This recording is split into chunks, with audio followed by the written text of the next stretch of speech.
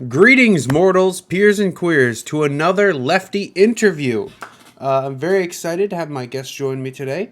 And if you want to see more of these debates, they'll be held exclusively on YouTube in their full 1 hour ish forms, including all of our debates and panel shows that'll also be recorded tonight as well. So, without further ado, I'll let my guest introduce themselves. Give us your name and your pronouns. Howdy, I'm Dakota. My pronouns are he, him, and they, them. And most of my handles online are PKK Dakota. All right. Thank you. So, introduce yourself. What kind of content creator are you?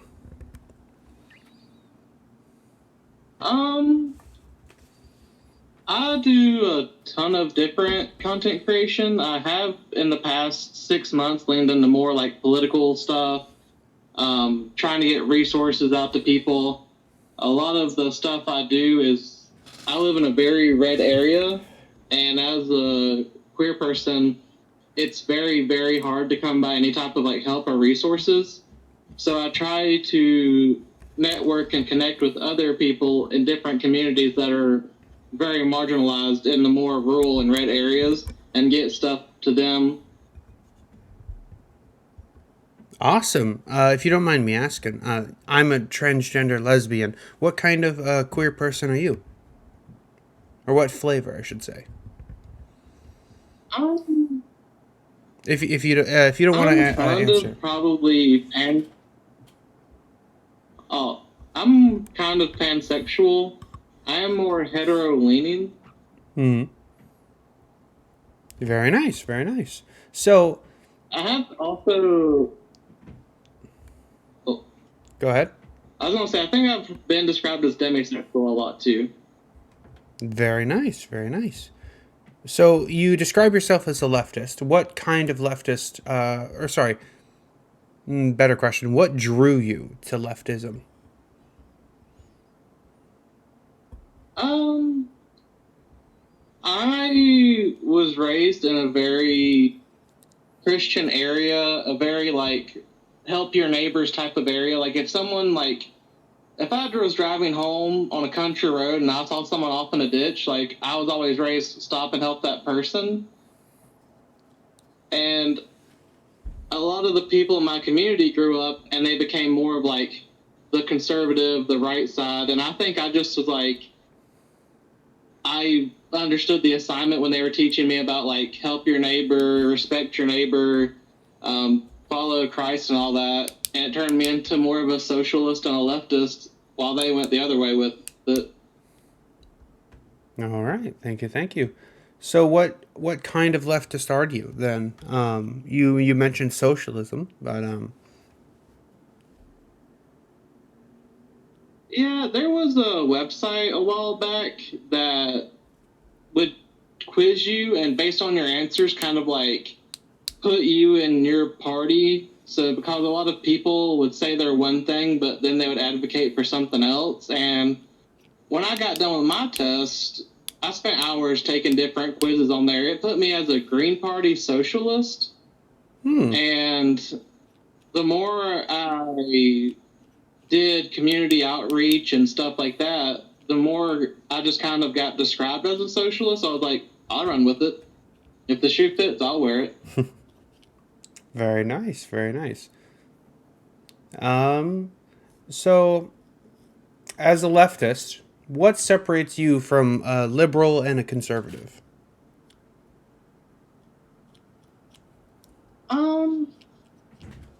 I don't know if I'm really qualified to answer because I do get called a plethora of like different things. Like when I advocate for engaging in electoralism, people will call me a liberal. Don't we all? If I tell people I'm from the South, they automatically label me as a conservative. So I guess it's just one of those things where like if I go by definitions, I would put myself as a leftist because I'm a lot further left than a lot of my peers. But then there's also times where whenever I right from the ranks, so to speak, I'll get labeled as the other things. Oh, that's interesting. Then, what would you say are some of the key positions that you hold that like liberals and conservatives don't? You know, what do you believe in? I think that people having their basic human needs met shouldn't be a debate. I think it should be something we all actively work towards as a collective in order for society to work. We all have to kind of have a general consensus on what that looks like. And I don't think a lot of different ideologies are as self-sacrificing because, like, conservatives and not liberals, libertarians, a lot of them they want more of like a singular identity as like I want my little piece of land, I want my garden, my food. They're very much self-centered ideologies, and I'm just more of like, hey, I have a garden. I can't eat 50 tomatoes. I'll go to my neighbor. I'm like, hey, I got some extra squash I can't eat. Do you want it? Or I have 20 tomatoes. Even if I made 3 sandwiches a day, that's a lot of tomatoes. Yeah, quite a bit. All right. So, what kind of message do you try and give to your audience?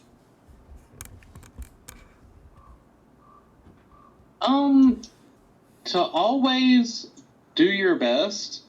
A lot of people I find, even if they're well intentioned, are misguided. So there'll be someone who might be fighting for organization of groups or more grassroots things, and I'll be like, hey, um, you're kind of like cutting off your nose. You should engage here or reach out to here for resources and stuff, and just kind of like help them be the best socialist they can be, kind of like show them where to get resources and how to reach a wider audience and things like that. How admirable. Okay, I think we have given the audience a solid understanding of who you are and what your positions are. Let's move on to our second slate of questions. What do you think of the current state of the United States?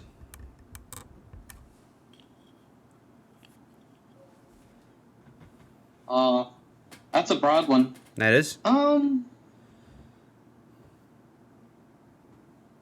of the things when people ask me that, I kind of tell them like we're on our Death Star trench run era of politics. Like, if we do not engage in our lives and in the real world, pretty soon we're not going to have any of it. It's like with electoralism, there's been so many little attacks on who can vote, how people can vote. Back in 2013, some stuff got overturned and some courts went back and changed their opinions. And now we're seeing it in 2022 where courts are going back and changing their opinions and making it harder for people to be able to engage in any type of meaningful activism and organization. And I'm just like, it's like I was telling my therapist, she's like, why do you seem so kind of chipper? Because I'm like, cause it's like, it's do or die. It's all or nothing right now.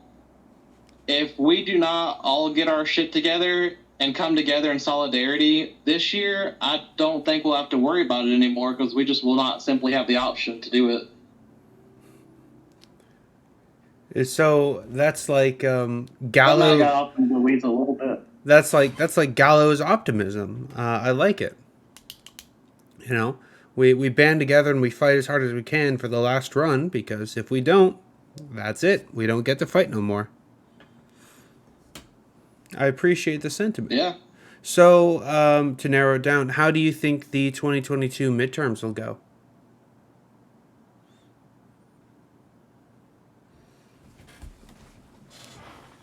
I'm kind of optimistic because going to like different marches for human rights and abortion rights, I've had people come up to me and I say, like, hey, I've never voted before, or the first time I voted was in 2020. And they'll be like, well, I really don't like Democrats, or I don't like both parties. I just voted because I didn't like Trump. And I'm like, here's Emily's list. Go to Planned Parenthood South Atlantic or Planned Parenthood Votes, because there's 501c4 portions of Planned Parenthood throughout the U.S. that is more for political activism.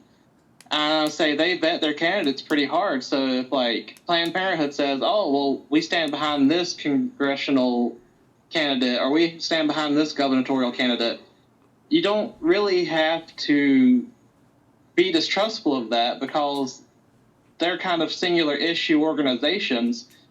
So if you're wanting someone who will fight for women's rights or abortion rights or any rights of the LGBTQ community or any minority rights, there's organizations that have done all the research, that have vetted the candidates, that have looked into how they voted in the past, looked at their messaging, probably talked to them multiple times in person, and feel confident enough to endorse them. So I'm hoping now that we've got a lot of the candidates lined up, like Sherry Beasley in North Carolina. We've got Tasha Devon here in the 9th District of Virginia. She's a single mother. She's Native American. She's done a lot of work for conservation. She's very family oriented, and she really represents a lot of what rural Appalachian values are. So we kind of have the best of the best as far as candidates going, because they are from these different walks of life. They have lived more of a normal experience. It's not some dark corporation Democrat or someone that's been in politics for 80 years. These people are people of color, women in general. They're from all these different communities and they're ready to have their voices heard. And I think that we have to, if we want to stand behind our words, support them as they've done all the work. They've filed the paperwork. They've been campaigning. Sherry Beasley has a strategy. She's went to every county, no matter how small, and gathered up a crowd. I seen her speak in Pilot Mountain, and there was probably 30, 40 people there at 8 a.m. on a Thursday morning. Pretty good, pretty good.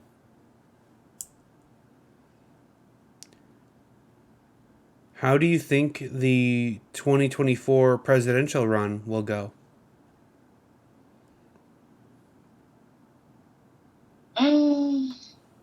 I'm worried we'll have another Hillary situation because Joe Biden, people say the Senate's 50-50. It's really not. It's 50 Republicans, 48 Democrats, 2 independents, and we also have like our Joe Manchin and a couple of other scapegoats that we always point to and go bad. So it's really we've not had a majority or really a supermajority since Obama first got elected. And I think that's kind of where a lot of people get a bad taste in their mouth about Democrats on the federal level or establishment Democrats. And I'm just hoping to God people don't disengage and will show up, even if it's just a spite vote against fascism, or if somehow we do take Congress in this election, in the 2020 election, we can ratify the ERA. We can pass federal laws for abortion access and health care. If we can get enough done in the next 2 years, I think we'll have odds of electing another Democrat as president. But it's kind of up in the air because people can be fickle. I've seen organizations and movements go from a powerful force 1 year and then 2 or 3 years removed, everyone stopped being angry and stopped being activated, and they just kind of went back to their normal grind daily lives. Mm-hmm. Who do you think should run in 2024?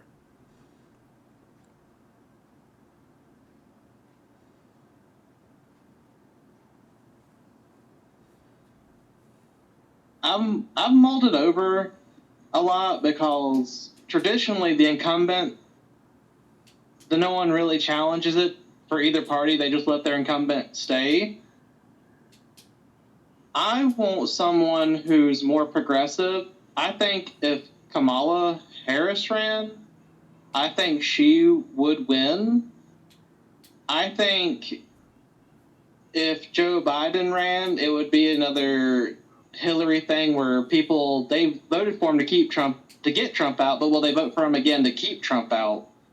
That's kind of the question I'm worried about. Other than those two, I don't think the DNC will really let anyone else challenge that, just because there are people that do like to feel safe. That's why they have their traditions. And I don't think nationally Democrats are going to break away, even with pushback from the more left-leaning side. And definitely not any right-wing people are going to be swayed over, no matter who is the Democratic person running for president. Who would you like to see run? Who would be an ideal candidate to run for president in 2024?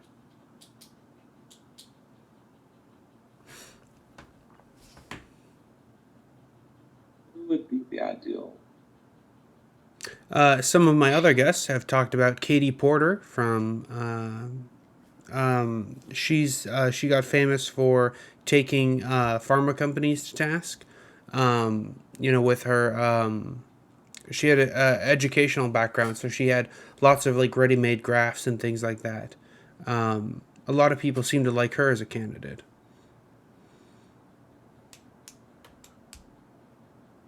I think Tammy Duckworth would make a really good candidate too.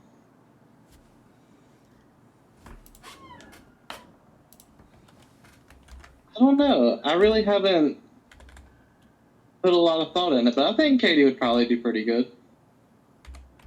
I have seen her on a lot of TikToks. She is very popular. Mm-hmm.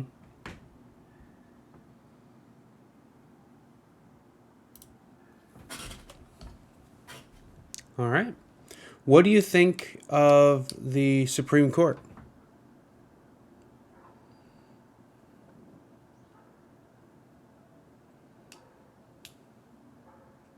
I think that, in theory, a lot of things sound like good ideas, because when you learn about government and you learn about the state, local, and federal, and how one branch of the government keeps the other branch in check, having a Supreme Court, in theory, sounds really good, but when they have the power to just kind of go back and look at established precedent and say, yeah, well, we shouldn't have thought that way, we're going to change it back, you realize that it's kind of a cluster mess. Because I always thought, like, they were kind of there as, like, the gatekeepers of, like, hey, we made this law, now everyone has to adhere to that. But now I'm seeing it like, oh, they've just decided to take all the progress that America has made for the past 200 years and just kind of start shredding it up. So I'm kind of ready to just abolish them, the Electoral College, and, like, clearly it doesn't serve the people anymore. And if it doesn't serve the people, there's no use in kind of just fixing that if it's going to continue to be like that. All right. What is the left's position on the Democrats then? Are they friend? Are they foe? Are they something more? I think they're friend. I kind of operated on one of those, the friend of my friend is my enemy. One of my best friends is in their 70s, and his son and me are both more leftist. And he says he's a moderate because, he's old. Like he said, I can't relearn all this stuff. I can't keep up with stuff like y'all can. he reads like the newspaper, he'll watch news, he consumes more traditional media, and he champions us on because he knows we have more of a stake in things, and we're younger, we're going to be around a lot longer, and he's just kind of like, hey, I support y'all. Y'all probably know more about more things than I ever will, especially at this age in my life.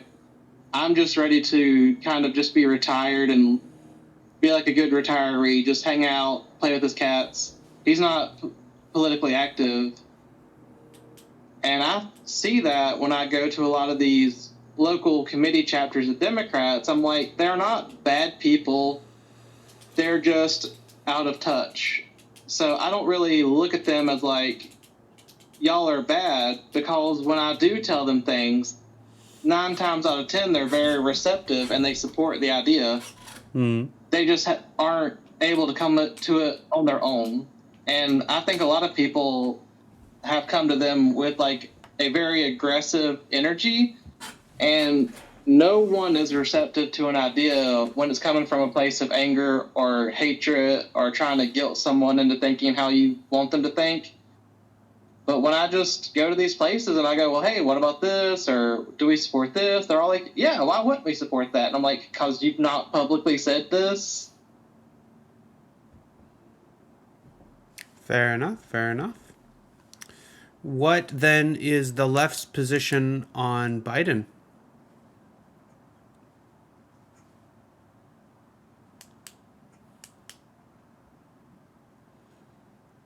I think they see him so much as an establishment of a broken system that he's been in politics pretty much since he graduated college. He's 76.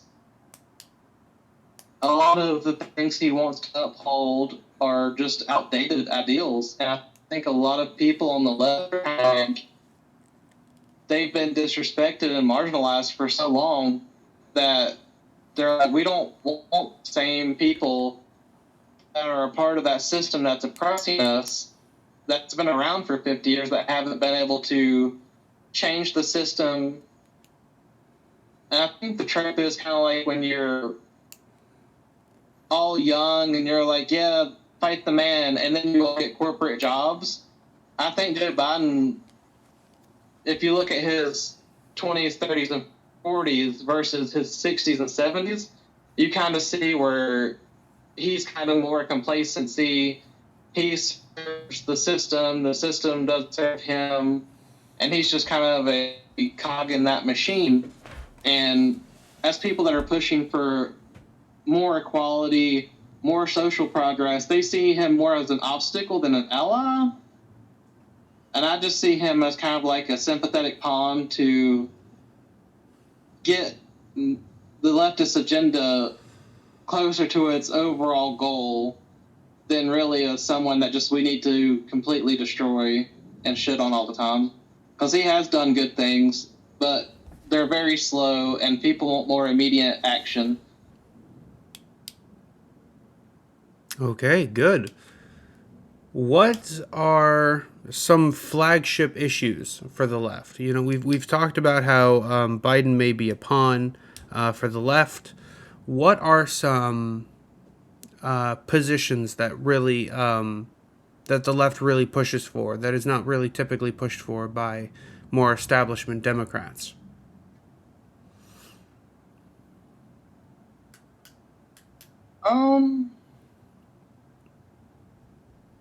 I think the main one would be socialism and a lot of its ideals, where we want universal basic income.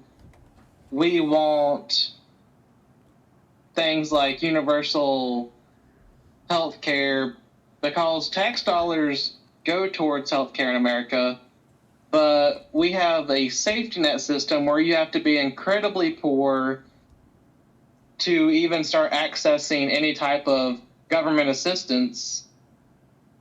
But if we had more of a universal model, then you wouldn't have to wait till you're absolutely poor, or you wouldn't have to be poor to go to the doctor, because you wouldn't have to worry about it. because you can be middle class and have a terminal disease or something that requires hundreds of thousands of dollars of medical expenses, and that can really tank people. And I think just the left overall want a very hard line of equality. Like, we want a universal basic understanding of no matter what you look like, what color you are, who you love, they just kind of want a hard line, basic human decency and respect. And until there is laws that can guarantee that people that persecute other people based on those things is established, it's going to be something where it's going to be nickeled and dimed in more conservative areas. And I think the left kind of are tired of that. They think people should be treated like people. People should be given their basic necessities to live a life. And I think the establishment Democrats kind of are more concerned with a Band-Aid that one size fits all type of methodology, where it's like, well, we have capitalism. Everyone engages in capitalism. Literally, your birth is a transaction that happens in capitalism because the doctors gets paid. And they kind of want to keep that system and slowly improve it. And the left want to say, fuck the capitalist system, just help people, and everyone can give a little so we can all have everything we need. All right, thank you. What are some lesser known or less talked about issues on the left?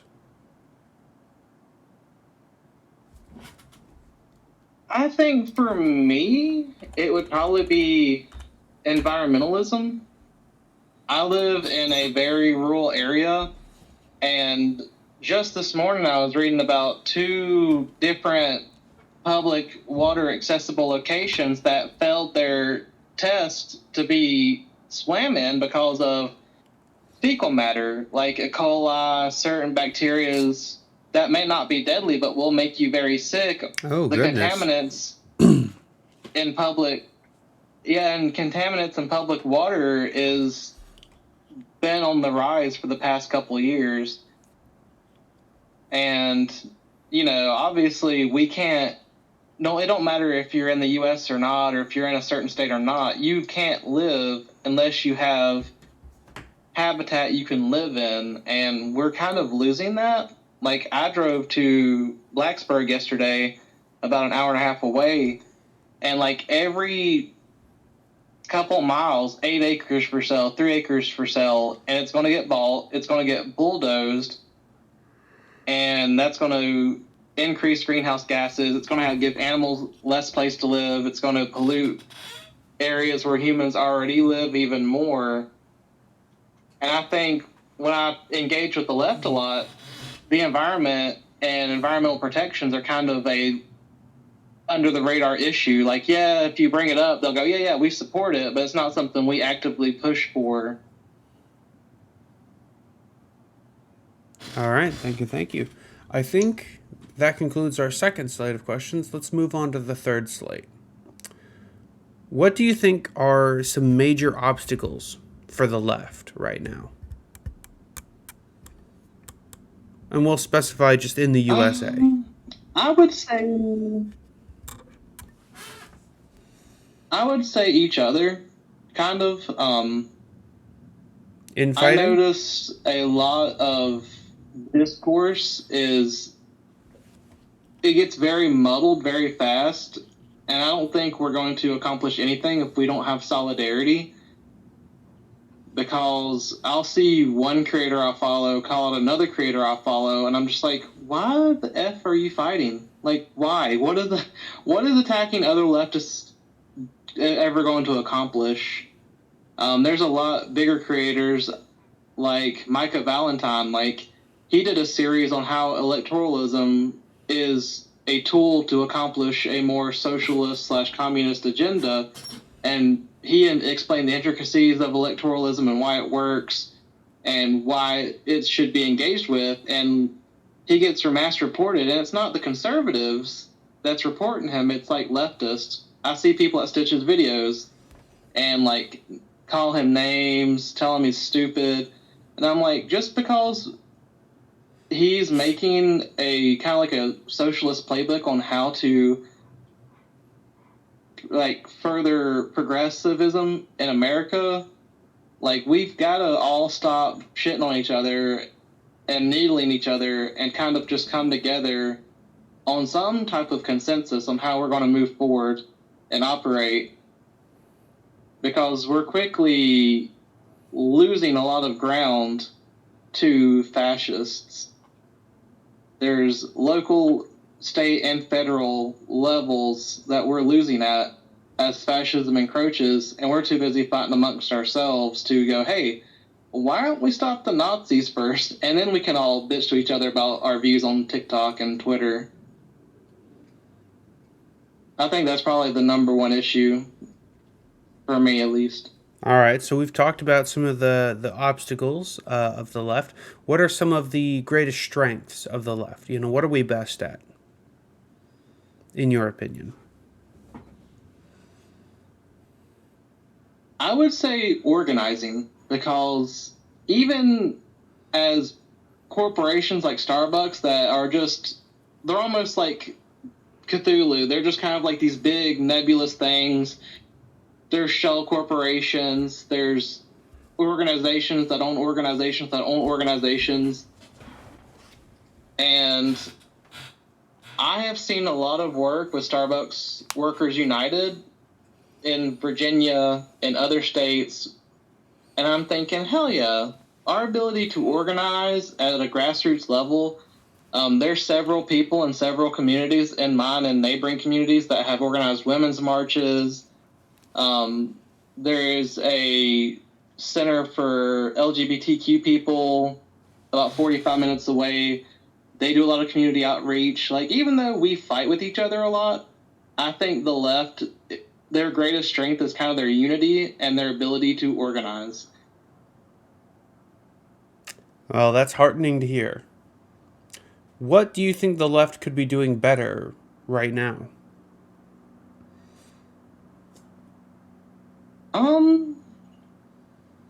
I would say, let's see, if I had to kind of boil it down and not be so rambly about it, I would say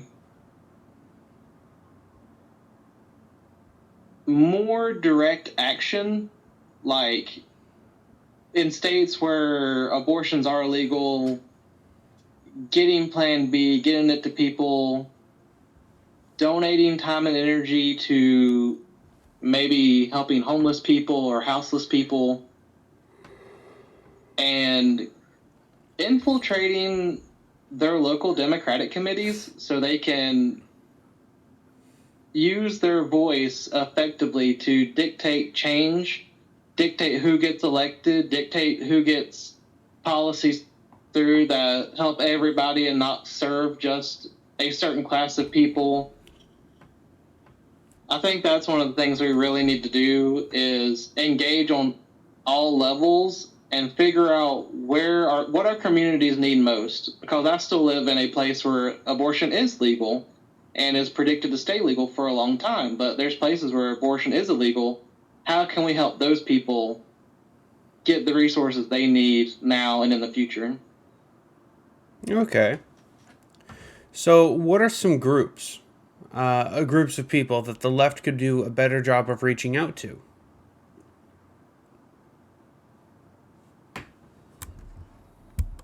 That's a good question. I would check on a state by state level. For Virginia, North Carolina, there's like Equality VA and Equality NC. Planned Parenthood South Atlantic and Planned Parenthood Vote South Atlantic. That's South Carolina, North Carolina, West Virginia, and Virginia. Planned Parenthood as a whole across the nation is a great resource because they have a national organization and state level organizations that will show you where to get abortions, where to get health care, I know the Roanoke location has gender affirming care because different clinics have different resources and things they can do to help. Emily's List is a group that spotlights progressive women that are pro-choice, pro-LGBTQ, and stuff like that. There's again, for more of my area, but the Carolina Abortion Fund and the Blue Ridge Abortion Fund. There's WV Free, which is West Virginia.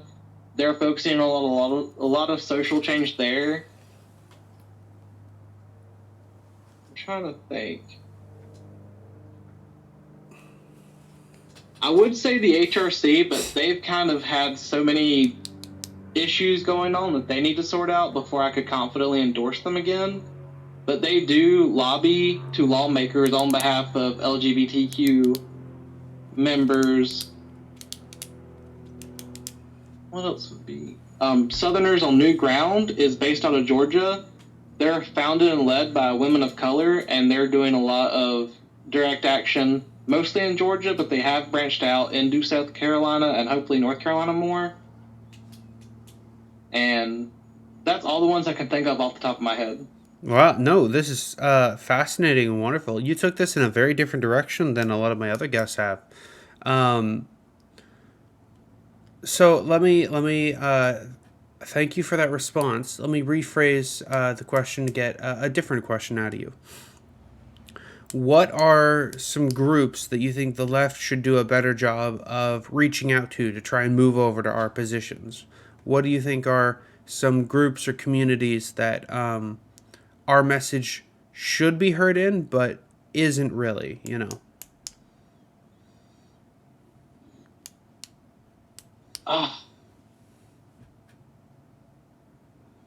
Politically, I would say the Democrats, but also, like, if you have like a town meeting or like a council meeting, they happen probably once a month. You don't have to be of any age to go to your town's council meeting and have your voice heard. They allow public speakers. You can go to the meeting of your school board. The one for Pulaski is broadcasted by a local newspaper. You can go on there and watch it. But I kind of tell people, like, still the playbook of the right and use it to further a socialist agenda, because they will engage at every level of politics, and they go to town meetings, they go to school board meetings, they go to every public meeting to make sure they're heard. And I think that's what the left needs to do. Like, we shouldn't shrink ourselves and pull back. We need to also be taking up space to make sure we're not, basically to have our voices heard, so the minority that is the right stops taking up so much space and so much air to push a hateful agenda. Because what they're doing is stuff anyone could do from any walk of life. Like, you don't have to be any type of, like, expert in politics to go to your town meeting and go, hey, I don't think you should sell this guy 20 acres of land for a lot less than market price, or I don't think you should let this developer come in and buy these 15 single family homes and make a trailer park out of them, or auction them off, or whatever they do.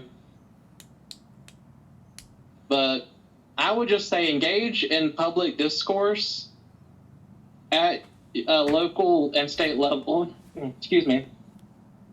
Local and state level. Because I know in Richmond, you can go to the General Assembly and sit in on it. All right. Thank you for that. So, in our penultimate slate of questions, what do you say to new or young or emerging leftists?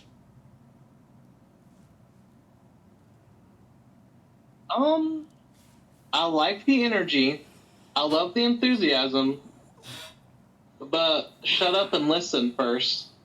And that sounds mean, but I see a lot of the younger leftists on this app that come in, think they know everything about everything, because I was a teenager, we were all teenagers, we've all been in that mindset of like, we feel like we're smarter than we are. And for people like me, the white passing people, we do not know better than the other people that have lived the experience. Like I'm a white dude who grew up in a white area, and I look very cis passing. Like, people look at me, they don't take a second look. They're just like, oh, that's Bob, you know. But I can't speak on behalf of like someone who is a woman, because I just have not had that lived experience. I can't speak on behalf of a person of color because I do not have that lived experience. But I am on their side, so whatever platform or voice I do have, I want to use it to amplify them first and let them speak on an issue and stand behind them, because there's just no way I could ever know how something has affected a group that I'm not even a part of. So I would say, as anyone who's younger, just make sure you're not trying to speak for other people, especially when you're not even a part of that community. All right, some good advice. What do you say to people who are on the? That's kind of universal. That's not even for everyone. Yeah. What do you say to people who may be on the fence? Who maybe they're Democrats who haven't jumped to leftism, or maybe they're conservatives who are thinking maybe they're disillusioned with where the current party is headed, and they're looking for something new. What do you say to people like that? I would use the analogy, the best time to plant a tree was 20 years ago. The second best time is right now. I have talked to people, and it's basically marketing speak when they say pro-life, because the average person, if they hear pro-life, like, obviously pro-life, yeah, everyone's pro-life. Who can argue against being pro-life? It's kind of just one of those things where once you kind of start peeling back those layers, you kind of realized, oh, that's not what they mean. This is what they actually mean. And for some people, going through that transition can be really tough, because you've been taught one thing your whole life, and all of a sudden you find out it's wrong. It's a slow process to get to this side, but if you're already taking those small steps, you're going to make it. And just always second guess things. Like, always kind of, if anything sets off your bullshit detector, go to a fact-finding website, dig into that. Don't just try to do confirmation bias where you Google it and whatever thing agrees with your preconceived notion, go with it. Actually go to credible sources, go to a variety of sources, and try to just not let the wool be pulled over your eye, and just kind of talk to people, find communities like on TikTok, or, well, actually, that'd be actually a great way to, is just go to like the hashtag of like leftist talk and things like that, and watch creators and watch people in the community, what they're saying, and kind of see if that resonates with you. I think just people, because even here there's people that are left leaning, but they'll never speak about it, they'll never talk about it, they'll never explore that, because all of their friends, their whole friend group, their family dynamic, their work group are all a certain way, and it makes them afraid to speak out or explore that side of themselves. So kind of having a community where you can kind of ask questions, maybe Reddit would be a good place for that, I'm not sure. But just being able to have like your voice heard and your views seen and ask questions on it is a great way to kind of naturally come to the conclusion of, oh, maybe the Democrats aren't so good, or, oh, I was conservative and I am pro-life. I'm just not the marketing spree pro-life. I'm actually for, women having paid leave and getting health care and having autonomy over themselves. Sorry if that kind of got off into like a rambling. No. That was wonderful. So to pose a slightly different question to you, instead of someone who's on the fence, what do you say to the average Republican voter? What's your message to them?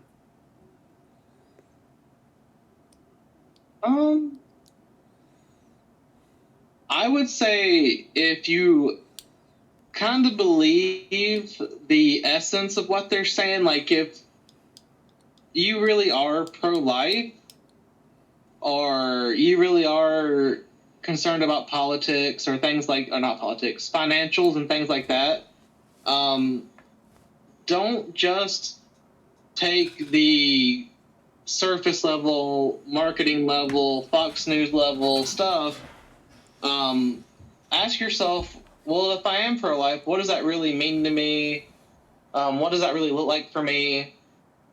And am I okay with supporting people that have voted against every measure that would provide any type of support for infants or mothers and things like that?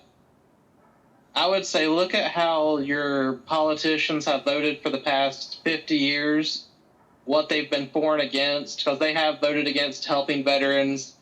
They've even voted against law enforcement, and that's kind of like the people they champion the most, especially now with the FBI raid. They're kind of like, defund the police. I'm like, thanks for showing up to the party, I guess. But yeah, I would tell any Republican voter, look at how your representatives have voted, look at what they voted against, and are you okay with saying you're Republican knowing that they are against teachers, they're against veterans, they're against the American military, they're against law enforcement, they're against women, they're against children, they're pretty much against everybody. All right. So to change tact, then what do you say to the Bernie or bust crowd, the voting is useless crowd? You know what I mean? We've alluded to them a couple of times in this interview. What do you say to the people who say that voting is useless? There's no point. It's all a rigged game from the beginning. Not even going to try. Don't even need to put effort into it.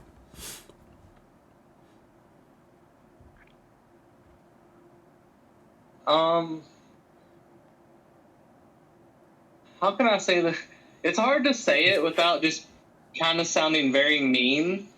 But I would kind of just say, like, are you a covert fascist? Because, like, the way I see it, if, like, you watch someone assaulting another person and your response is just stand there and let it happen, to me that makes them kind of like a shitty person. And I know they're probably not bad people, they're just disenfranchised. But I've seen a lot of white leftists come on here and say stuff like that. And, I've worked with like the local NAACP and stuff like that. I kind of know that the whole both sides are bad argument or the voter disenfranchisement was a white supremacist tactic back in the 50s and 60s. They've used it every time that a political party starts to not oppress a marginalized group. There's always this big wave of both sides are bad, and that's mainly perpetuated by white supremacists. And I'm like, you can't really be a good leftist or support leftist ideals if you are against voting, because there's dozens of times in history where voting against fascism has worked. People say they want their voice heard, but one of the best ways to make your voice heard is by voting. And I don't see how anyone in good conscience could not engage, considering that how like rated R on this interviewer allowed to go? You're allowed to cuss, yes. Okay. So this might be a slight trigger warning too. The current climate we live in has been one side allowed to run rampant unchecked. People did not vote in droves in 2016. That led to Donald Trump getting elected. He has put 3 conservative Supreme Court justices that have been very vocal about what they think and what they're going to do to us. And it wasn't a Democrat president that had any Democrat that had any hand in what Trump did when he elected those justices. And now we live in a world where if a 10-year-old girl gets raped and tries to do anything about it, she will have less rights and be more persecuted than her rapist. And I think that if you're okay with living with that, then fine, continue not voting. But I don't see how someone could have a conscience and see what largely one side is doing and say, yeah, I support that. Because what it is, it's passive oppression. Like, a lot of people that are privileged that do come from good families with a lot of income or are white and have the privilege of not caring, it's going to be very hard to get them to care because these things haven't started to affect them like it has people of color, women, people in the LGBTQ community. So they're largely kind of like, well, no, it's water off the duck's back. It hasn't started to affect me yet. Because you see, like, even white men that are gay on the right, I don't see what they're doing. Why are they mad about Roe? It's like, yeah, you're on their hit list. It just hasn't came to you yet. Mm-hmm. And if you don't stand against that type of stuff, it's going to eventually swallow up everybody. Like, I get a lot of privilege because I'm white, but I'm also a poor white. I'm like 5th or 6th down on their list of people they're coming after. Mm-hmm. And I don't know, I've argued with these people on TikTok since pretty much I joined TikTok. If people, I don't know, it's kind of one of those things where it just kind of makes me sputtering mad to think that people could be okay with the type of shit that not voting has allowed to happen. Mm-hmm. And it is not voting. Yes, there is violence. Yes, there are unarmed black people getting shot. But you got to look at the people that are trying to fund police and militarize police. That's not Democrats. That's largely Republicans. I've always told kind of like you can't say 5% of Democrats are shit and 95% of Republicans are shit and say it's 100% everybody. Mm-hmm. Like, it's clearly more one than the other. If that made any sense. Yeah, no, that makes sense. What do you think are some of the best ways for the left to achieve its aims?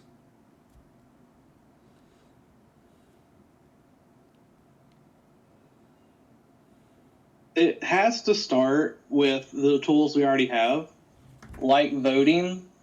We have to have people in positions of power that are sympathetic to the causes we are trying to get groundwork for. Because if we do not have people that can make laws or stop unfair laws from being enforced, we're going to always kind of be starting on the back foot.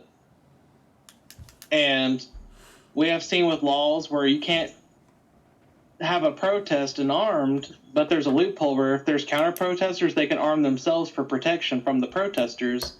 Just little shit like that where those types of laws are allowed to be passed. Like, if people started with voting and voted out the politicians that say you can't protest armed or you can't do this or can't do that, it would stop a lot of the state-sponsored violence towards organizers and protesters. We look at labor laws. The only reason we're allowed to unionize is because we have those labor laws. I'm from West Virginia. I've read about coal miners fighting literally the U.S. Army, Pinkertons, police, because these coal barons would work them to death. And that's kind of where a lot of solidarity between whites and blacks came from was out of that working movement of, hey, we're tired of like being worked like dogs. We're not going to work. We're going to pick up our pickaxes and shotguns, and you can kill us, but we're not going to work. And they were eventually made concessions to, but it was pretty much born out of bloodshed, workers' rights. And without the laws in place to further that, we're always going to be fighting a losing battle and getting pushed back because we're not electing officials that will make laws to protect us or enforce or stop unfair laws from being passed and things like that. So I think voting is probably the number one tool leftists can use. And it's kind of one of those things where we need different people to contribute how they can. Like if someone's a good orator, I would say like try to go to public places and speak. If someone's really well connected in the community and has a lot of friends and is good at organizing, organize marches, rallies, protests.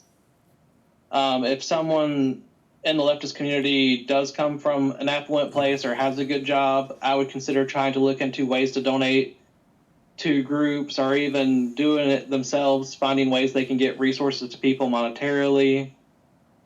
And all of that is great, but if we do not engage with our system that we have, it's the only one we have, and it's the one we all have to live in and deal with every day. So if we cannot try to bend it more towards our will and to serve us better, it's going to be harder to replace it with something like socialism, because there are different forms of capitalism, some that intersect with socialism. In America, we have a very specific cancerous kind of capitalism that's venture capitalism, which just allows the people that have more to attain more. And we need to hold the people responsible and the corporations responsible while simultaneously making stricter laws that say, hey, you're making $8 billion. Why don't you pay more in taxes? Or this person makes $120 million in bonuses and salary. Why don't they pay more? Stuff like that. And that's only going to be done through voting. All right. And we're almost done with our questionnaire here. With our last slate of questions, do you fear a rise of fascism in the U.S.? Yeah. 100%. Because it's here. It's been here. There's been Nazi sympathizers even through World War II. And I feel like with every state and local election lost, it's kind of been a slow rise into more Christo-fascism here in America. Okay. What do you think will happen should the right take power in the near future? Say they win the House, win the Senate, and win the presidency in 2024. What do you think they'll do with that power? I think they'll do exactly what they've been saying they're going to do. I don't have any reason to distrust them because so far every threat they've made, they've followed through on it. We've had lawmakers in South Carolina on national news openly advocate for the killing of homosexuals. They're wanting to pass bills that force teenagers that haven't fully transitioned into detransitioning or face persecution. I feel that they're such a huge proponent of the death penalty that they would start executing people that did not comply with that detransitioning. So I think it would be probably kind of a lot like the 1930s and 40s Germany. We would probably see concentration camps. We already have a prison slave labor force propping up capitalism. Mm-hmm. And I think we would be added to that machine, and that machine would be expanded to where there is not clean. There's not going to be a lot of like worry about hygiene and cleanliness of the prisons. In West Virginia, they're suing the governor because the conditions in prison have become so deplorable. there's a class action against him. So I think that people are going to start being arrested en masse. We already have a problem with police killing people. I think that's going to be stepped up a lot more, especially as they deputize. We had a bill in North Carolina. It was a House bill that would give people the right to use deadly force to protect a fetus. So if a woman wanted to get an abortion, they could shoot her. And I don't know how that's endangering the fetus or the unborn child, but that's their law. They tried to push through. It's on the books. You can go to like the different GOP websites. I hate when people doomsay, but it would be truly apocalyptic for anyone who's not a white Christian, and especially an affluent white Christian, because they've said it. They've been saying it for decades now, and I have no reason to not believe their own words, considering what they've done for Roe and things like that. All right. So, what does the word tanky mean to you, and are tankies a part of the left? I hadn't ever heard the word until recently, and researching it, to me sounds like a form of blind fealty, because from what I could understand and what little I know about it, they were pretty much pro-communism even when people like Stalin were using it to starve tens of millions of people to death and things like that. So I'm not particularly fond of people that would describe themselves as that, based off what I know that to be. All right. And you've talked about it a couple of times in this interview so far. What is mutual aid to you? And sort of describe your thoughts on mutual aid. Mutual aid is kind of everyone doing what they can. So kind of more of that mentality of everyone gives a little bit to help everyone. I think based on your personal, it can be very individualized based on your personal skills. Like if you're a doctor, I know a lot of doctors will do stints in other countries, like Doctors Without Borders or Doctors Beyond Borders. Mm-hmm. I can't remember the exact name. I think it's Doctors Without Borders. They will go, probably, but they'll go to a place that doesn't have access to modern medical equipment, or maybe doesn't even have a hospital, and they'll try to do the best they can, and that organization will get them tools and supplies. I think it's pretty much just voluntary for you to go. You don't really make any money from it. But like that, but I think it could be used. I know places like Mississippi, in Alabama, where there's not really a lot of access to healthcare, and the healthcare they do have is very muddled. They don't have great healthcare. I know several doctors. I remember on NPR, there was a doctor that moved there to do a study and then realized how bad Mississippi was with rampant diabetes, people having to have limbs amputated because of it. And he decided to stay there and train other doctors and help the community there that was largely cut off from any type of modernized medicine. And I've known a travel nurse who went to Alaska because the mass amount of babies there were born with fetal alcohol syndrome.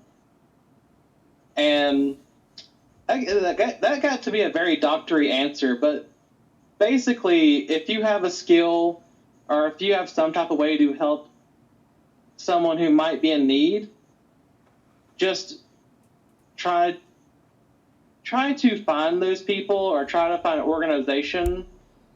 Because I know, I was going to say like trying to have shelters for houseless people, but that can be very tricky depending on certain laws. Because I know Richmond had to their last homeless shelter got shut down a couple of years ago because there was like a technicality with city ordinances. So that might be a very technical thing to get into. But yeah, mutual aid is just you helping someone else the best way you can, just because you can.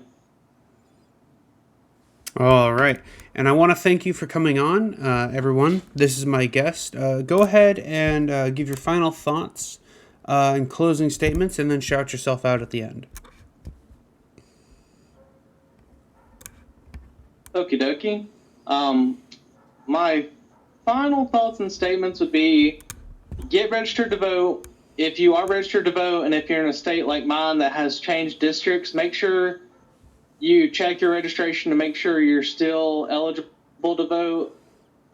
If you're not 18, you can still participate by going to your local council members, their meetings, the town meeting, the county meeting, and speak out about things you see in the community that are wrong.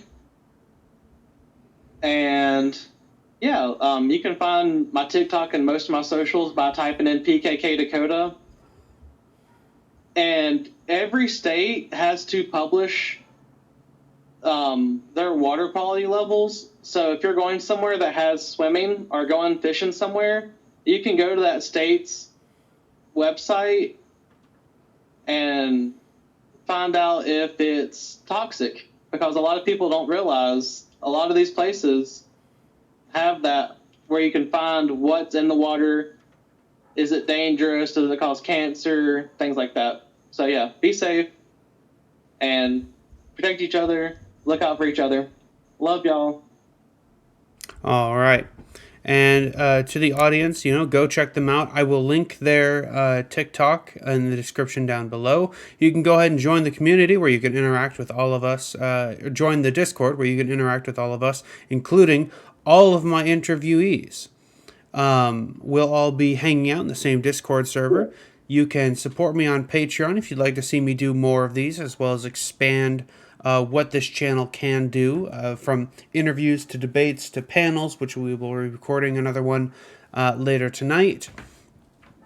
And with that, I wish you all a good night. This was a great interview. Thank you for coming on. And I think we'll go ahead and end it right there. Thank you for having me.